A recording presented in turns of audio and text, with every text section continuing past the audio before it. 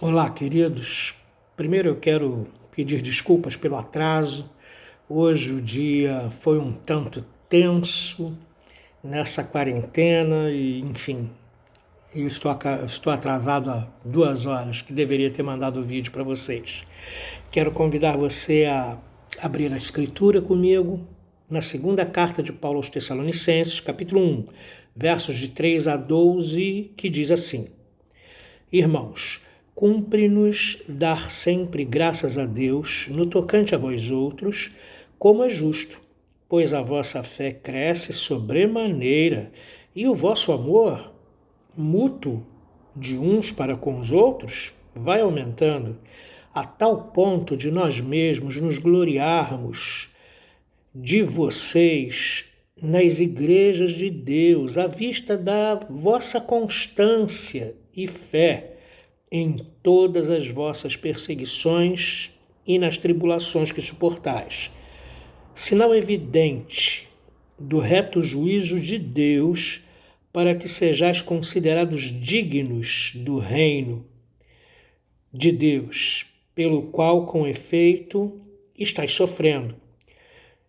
Se, de fato, é justo para com Deus que ele dê em paga tribulação aos que vos atribulam, e a vós outros, que sois atribulados, alívio juntamente conosco, quando do céu se manifestar o Senhor Jesus com os anjos do seu poder, em chama de fogo, tomando vingança contra os que não conhecem a Deus e contra os que não obedecem ao Evangelho de nosso Senhor Jesus Cristo. Estes sofrerão penalidade de eterna destruição, banidos da face do Senhor e da glória do seu poder, quando vier para ser glorificado nos seus santos e ser admirado em todos os que creram naquele dia, porquanto foi crido entre vós o nosso testemunho. Por isso também não cessamos de orar por vós, para que o nosso Deus vos torne dignos da sua vocação e cumpra com poder todo o propósito de bondade e obra de fé, a fim de que o nome do nosso Senhor Jesus seja glorificado em vós e vós nele, segundo a graça do nosso Deus e do Senhor Jesus Cristo. É um texto longo, tomou muito tempo da nossa gravação.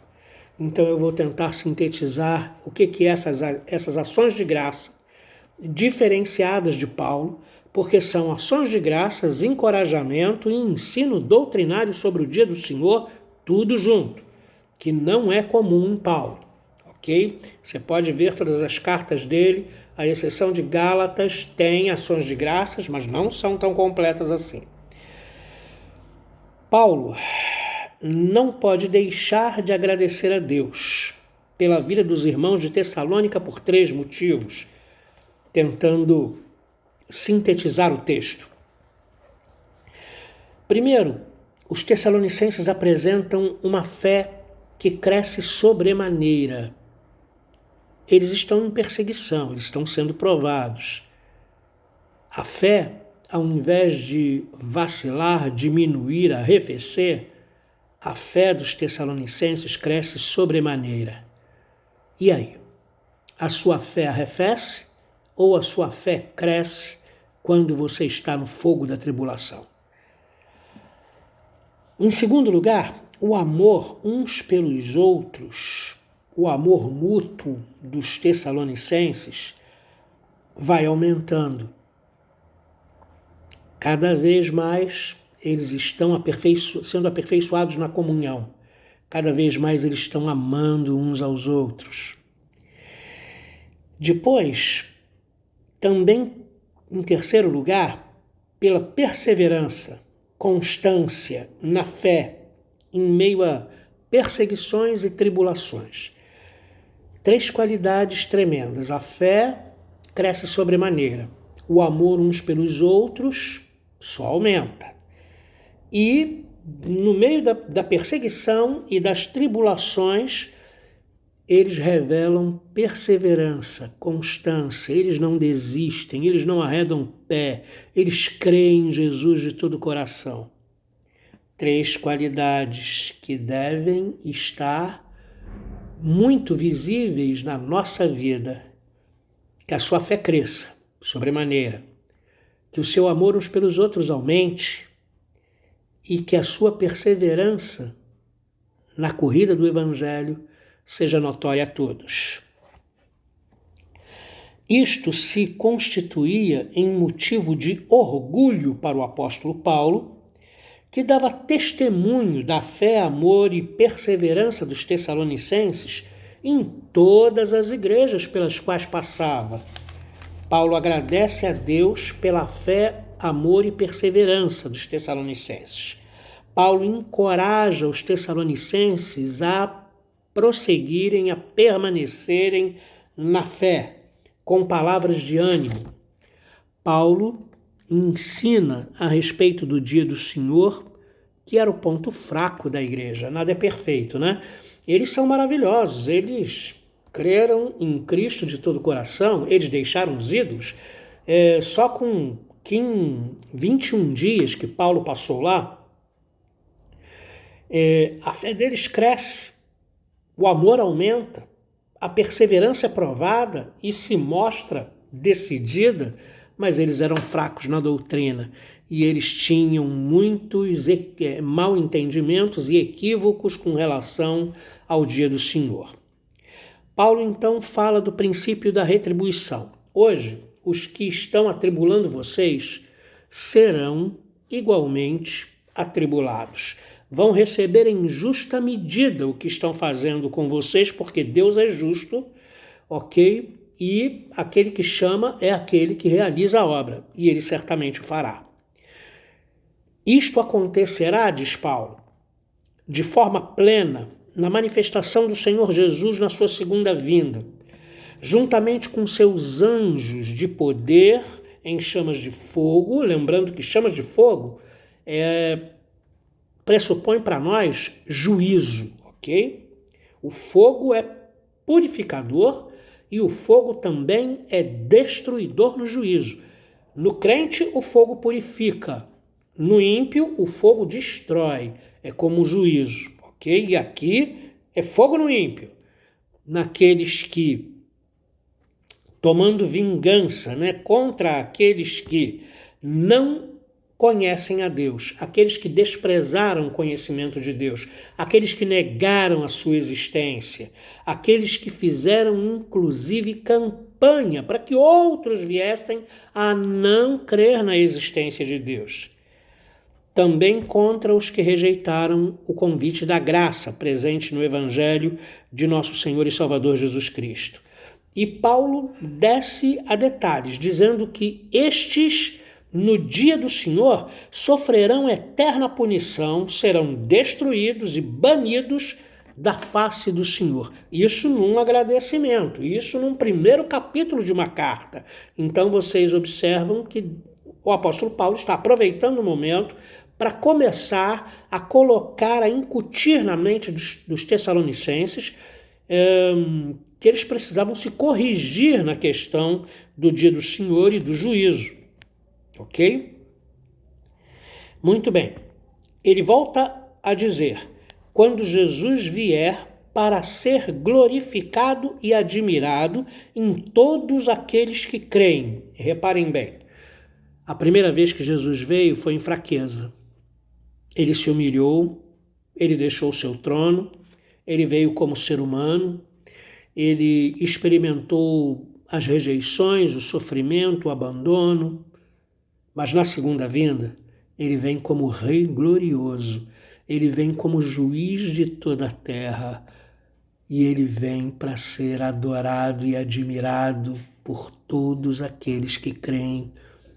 Nós vamos adorá-lo muito, nós vamos contemplá-lo e admirá-lo, vindo na sua segunda vinda gloriosamente. Aí ele usa aquela expressão-chave que toda a Escritura usa, naquele dia. O dia do Senhor, naquele dia. Não é agora, não está acontecendo agora. É naquele dia que ainda não se manifestou. Paulo está ensinando, Paulo está corrigindo os Tessalonicenses exatamente aí. O dia do Senhor ainda não chegou. Jesus Cristo vai se manifestar em glória para ser adorado e admirado nos que creem, mas não é agora, é naquele dia, é no dia do Senhor, que ainda não aconteceu. Vocês precisam ter calma. Por causa disso, diz Paulo, não cessamos de orar por vós, para que Deus cumpra com poder todo o propósito de bondade e obra de fé. Paulo ora pelos Tessalonicenses para que eles continuem crescendo na fé, lembrando que fé está sempre associada a boas obras. A fé verdadeira, ela produz atitude. A fé verdadeira não é teórica. A fé verdadeira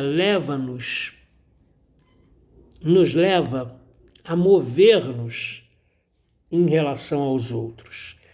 Então, é adequado quando Paulo coloca fé e amor juntos, porque a fé ela é suficiente para a salvação. Mas na vida cristã, no relacionamento cristão, na vida na igreja, no corpo de Cristo, com relação aos que ainda não creem no Senhor, nós precisamos nos relacionar através do amor. Então, a verdadeira fé produz esse amor que nos leva a boas obras. E que essas obras de fé e propósito de bondade, que têm origem em Deus, nós não produzimos boas obras porque nós somos pecadores, é Ele que produz através de nós, ok? A fim de que o alvo seja alcançado. Qual é o alvo, irmãos? O alvo é a glória de Jesus Cristo. O alvo é a glória de Jesus Cristo. O alvo não é a nossa alegria, não é a nossa satisfação pessoal.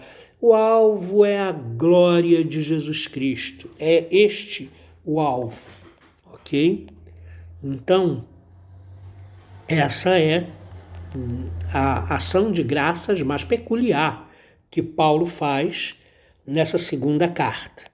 Ela é extensa, ela é completa e ela mostra que o que os Tessalonicenses estão sofrendo vai ter paga, mas não é agora. Acontecerá em plenitude no dia do Senhor. Deus nos abençoe, uma boa noite e me desculpem pela demora. Um abraço.